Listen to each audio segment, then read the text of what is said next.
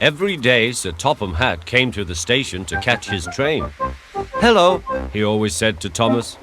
"Don't let the silly freight cars tease you. Remember, you have an important job as a special helper in the train yard."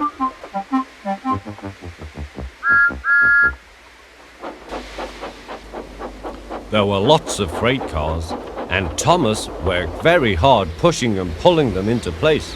There was also a small coach and two strange things his driver called cranes. "That's the breakdown train," he told Thomas. "The cranes are for lifting heavy things, like engines and coaches and freight cars." One day, Thomas was in the yard. Suddenly, he heard an engine whistling. "Help! Help!" A freight train came rushing through, much too fast. The engine was James, and he was frightened. His brake blocks were on fire. They're pushing me," he panted. On, laughed the freight cars, still whistling, "Help! Help!" Poor James disappeared. "I'd like to teach those freight cars a lesson," said Thomas the tank engine. Soon came the alarm. "James is off the line! The breakdown train! Quickly!" Thomas was coupled on, and off they went.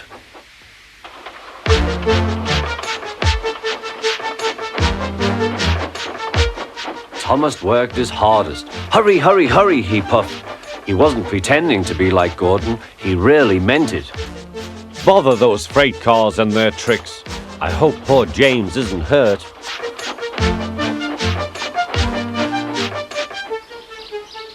James's driver and fireman were feeling him all over to see if he was hurt. "Never mind, James," they said. "It was those silly freight cars on your old wooden brakes that caused the accident." Thomas pushed the breakdown train alongside. Then he pulled away the unhurt freight cars. Oh dear, they groaned. Serves you right, puffed Thomas. He was hard at work, puffing backwards and forwards all afternoon. This'll teach you a lesson, he told the freight cars. And they answered, yes it will.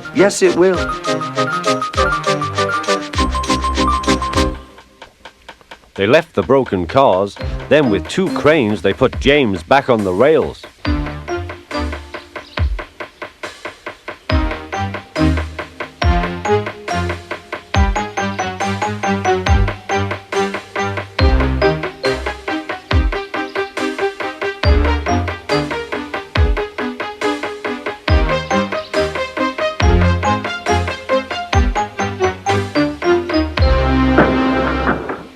He tried to move, but he couldn't, so Thomas helped him back to the shed.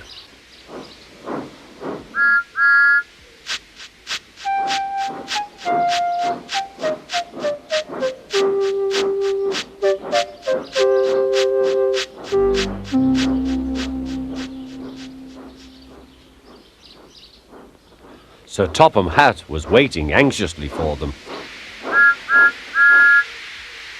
Well, Thomas, he said, I've heard all about it and I'm very pleased with you. You're a really useful engine. James shall have some proper brakes and a new coat of paint. And you shall have a branch line all to yourself. Oh, thank you, sir, said Thomas. Now Thomas is as happy as can be.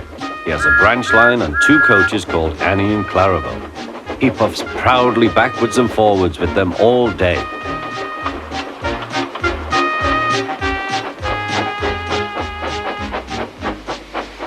He is never lonely.